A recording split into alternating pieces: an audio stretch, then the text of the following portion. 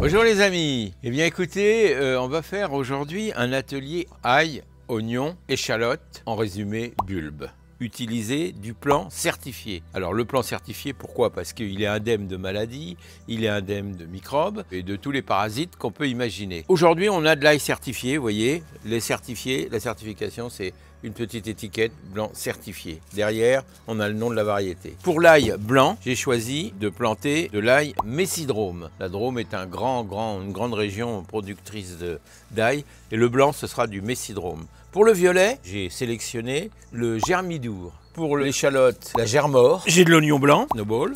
Oignon rouge, ce sera du Red Baron. Pour l'oignon jaune, ce sera du Stuttgartner. Voilà, donc ici, on a nos bulbes. Qu'est-ce qu'on doit faire impérativement si on veut avoir une croissance rapide et surtout des oignons plus gros? Eh bien, il faut préparer au moins 5 litres d'eau, ce que j'ai fait, 5 litres d'eau tiède, dans lesquels je vais mettre, allez, 2, voire même 3 poignées de gros sel. Ça fait une saumure. Hein.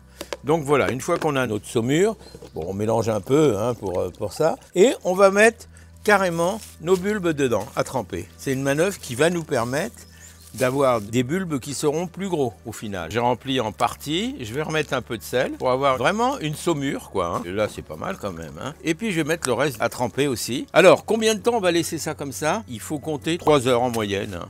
3-4 heures, mais 3 heures c'est déjà bien. Et bien écoutez, pendant ce temps on aura autre chose à faire, c'est sûr. Si on a un autre seau, on peut faire en 2 seaux, mais là tout va baigner. Je vais mettre un peu de poids pour que ça trempe bien, et puis voilà. Donc on va rester comme ça. Ici, on va laisser ça tremper, je vous dis pendant 2-3 heures, on va préparer la place où on va aller les planter. Habituellement, on plante, on met une étiquette en boudrant, le vent s'en charge, tout disparaît avec les intempéries et après on se rappelle même plus quelle variété on a mis là, quelle variété on a mis là. L'année d'après, c'est encore pire, on se rappelle encore moins et on va remettre les mêmes choses à la même place et ça, c'est des choses à éviter pour avoir une bonne rotation des cultures. Donc on va faire un plan pas à l'échelle, hein, je vous rassure, on fait un plan, on prend une feuille à 4, on symbolise son potager et on garde ces feuilles-là. Et les années d'après, déjà à la récolte, on sait où on en est, on sait ce qu'on a planté. Alors bien sûr, vous allez me dire, on va bien voir ce qu'on a planté. L'ail, l'échalote, tout ça, on va la reconnaître. Mais on va savoir quelle variété. Surtout si vous mettez différentes variétés, ce sera très compliqué. Les étiquettes peuvent s'en aller.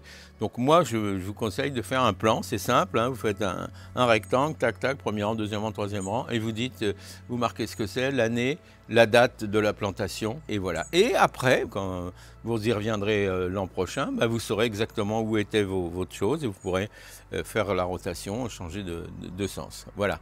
Donc maintenant, on va laisser ça baigner pendant 3 heures, ce que je vous disais, et on va aller préparer le terrain. Voilà. Alors on va donner un petit coup de griffe, comme ça, simplement pour illégaliser un peu le sol. Hein. On va tendre un cordeau, on va faire notre sillon. Alors on va faire un sillon en V, vous voyez, comme ça, avec la terre comme ça, un sillon comme ça se fait.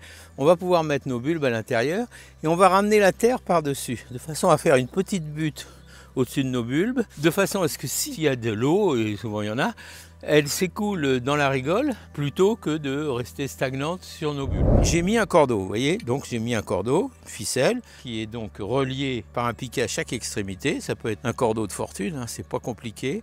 Et puis après, avec mon serre-fouette, mais ça peut être un autre outil, hein, avec mon serre-fouette, je vais faire ce que je vous ai dit tout à l'heure, un sillon. Donc je suis le cordeau, c'est pour que mon sillon soit droit, le cordon il sert à ça. Si vous êtes assez doué pour le faire sans cordeau, vous pouvez essayer, mais il faut avoir le compas dans l'œil là. Hein. Je vais disposer mes bulles dedans et après, quand j'aurai terminé, je vous montrerai, mais je viendrai ramener la terre des deux côtés. Si bien que je vais me retrouver avec une butte, mes bulbes seront dans la bulle, il y aura assez de terre par-dessus, et ici il y aura plus facilement un écoulement pour en cas de forte pluie ou d'inondation.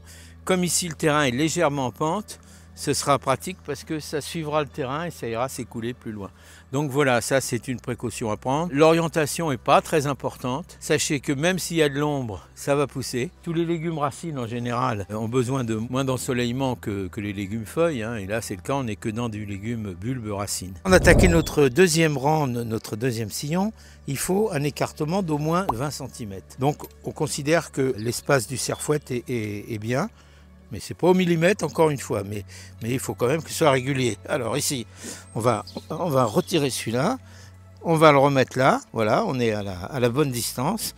J'en ai fait pareil au bout, et j'ai pu là qu'à l'enfoncer pour avoir le bon écartement et pouvoir faire mon deuxième sillon. Après 4 heures de baignade dans l'eau salée, comme on a fait dans notre pot ici, vous avez vu, dans notre seau, voilà, on a tout sorti maintenant, puisque ça y est, ils sont imprégnés, c'est suffisant. On a là ce qu'on va planter directement, c'est-à-dire les différents oignons rouges, blancs, jaunes. Ça, ce sera planté directement en place comme ça, puisqu'on n'a pas besoin de les diviser avant de les planter. Ce qui nous reste à diviser, c'est l'ail. Alors, en ce qui concerne l'ail, il y a 2 sortes. Il y a l'ail violet, dont on a commencé à l'éplucher, et puis l'ail blanc ensuite.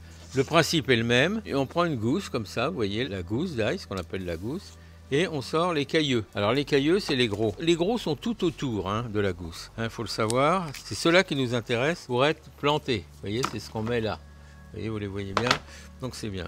Donc on les prend, mais sachant que c'est tout le tour. Il y en a environ 13 normalement. Et après, on va avoir les plus petits. Alors je vous l'ai dit, en ce qui concerne les plus petits, on va les mettre de côté quand on en a, ici. Et qu'est-ce qu'on va en faire? On va les planter aussi, mais ailleurs, pas en même temps, pas au même endroit. Et c'est ça, ça nous servira à faire ce qu'on appelle l'aillet. L'aillet, c'est l'ail de printemps. Donc on n'aura jamais des grosses gousses d'ail avec ça. Mais dès le printemps, on pourra les prendre et les consommer en ail frais. Mais dès maintenant, si vous avez besoin d'ail, prenez plutôt ceux-là, prenez les petits. Les gros, gardez-les pour la reproduction, c'est ce qu'on va faire. Ça va encore, mais tout le reste, c'est tout petit. Donc, enfin, c'est petit, c'est plus petit. Donc, comme c'est plus petit, et ben, les petits, on les met là. Et les gros, alors, vous voyez, au milieu, c'est toujours des petits. Ça colle un peu parce que ça a baigné dans l'eau, alors... et c'est pas grave. Donc ça, évidemment, ça ne fera jamais des grandes gousses d'ail, mais c'est pas grave. On saura les utiliser. Et même dès maintenant, si vous avez besoin d'ail, vous pouvez utiliser celle-ci. Mais mon idée, c'est de faire les gros, comme on l'a dit, pour la production de nos gousses d'ail, et les petits pour l'aillet. Celle-ci pour replanter. Et puis ça, c'est l'aillet. Donc l'aillet, ail frais à manger au printemps ou à consommer dès maintenant si vraiment vous avez de la cuisine. Ceux-là, on les garde pour les planter. Et puis on a aussi l'ail blanc, le même procédé. On a séparé les grosses gousses des petits cailleux qui sont là. Et on va faire pareil. Soit on les consomme là, soit si on a de la place, on va les planter, mais séparément pour bien distinguer l'ail qu'on cultive pour les gousses et l'ail qui est donc l'aillet qu'on pourra consommer frais dès le printemps, mais qui fera jamais très grosses gousses parce que c'est les petits cailleux. On va donc commencer la plantation. Donc la plantation, toujours la pointe vers le haut, comme ça. Vous voyez, on les met comme ça. Alors la distance, c'est environ 10 cm. On les voit, ils apparaissent un peu à l'air libre. Et après, on va recouvrir avec un petit coup de râteau. Le deuxième rang, on les mettra en quinconce. Vous voyez, la quinconce, c'est dans l'intervalle qui est là, de façon à ce que l'ensemble se développe bien.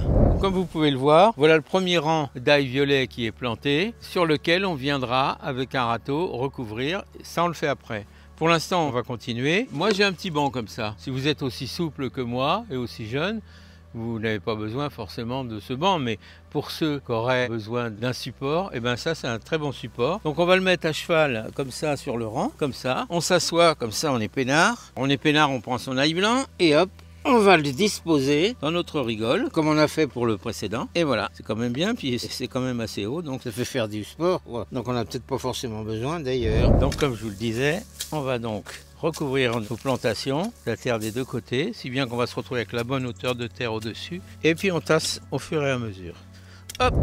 Alors on va terminer par l'échalote. Donc on devrait avoir assez pour faire tout ce rang. Et vous voyez l'intérêt de faire un plan parce qu'après on s'en souvient à peine. Je vais vous montrer comment moi je fais mon plan. Vous le faites comme vous voulez, vous n'en faites pas si vous ne le souhaitez pas. Mais je pense que c'est quand même assez utile. Donc ici on a alterné oignon blanc, oignon jaune, oignon rouge, échalote, ail bien sûr, ail violet et ail blanc. Voilà, c'est à peu près nos plantations du jour. Là je pense qu'on va avoir de quoi faire quelques marmites ou voir quelques baignoires de soupe à l'oignon. Voyez-vous. Les travaux pratiques sont terminés. Il ne reste plus qu'à vous montrer comment on va réaliser le plan de tout ce qu'on a fait, de façon à avoir une trace, comme vous le savez, et à pouvoir s'en servir pour la récolte et les années futures. Donc ça fait partie de ce qu'on va faire maintenant. En attendant, je vous invite à en faire autant si vous avez des choses à planter. On n'est pas en retard, bien entendu. Si on est dans une région, on peut planter déjà l'ail violet, l'ail blanc. En ce qui concerne le rose, il vaut mieux attendre un petit peu le tout début, fin de l'hiver, début du printemps, parce qu'il est un petit peu plus fragile au froid. Voilà les amis, donc j'ai fait un plan. On a planté de l'oignon, de l'ail, de l'échalote. Et on a différentes variétés qui sont là. Donc chaque trait correspond au sillon qu'on a fait, vous voyez.